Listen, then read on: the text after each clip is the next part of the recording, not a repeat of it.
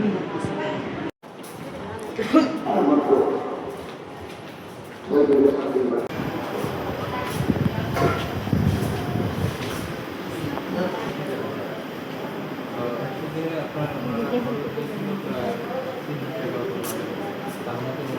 আলাইকুম প্রিয় দেশবাসী।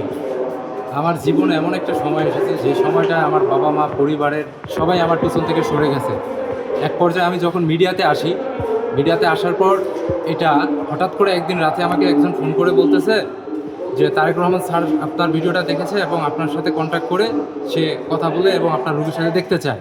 হঠাৎ পরে আমি কখনোই বিশ্বাস করিনি যে আসলে কি তারেক রহমান স্যার আমার ভিডিওটা দেখে আমাকে সাহায্য করতে এগিয়ে আসবে।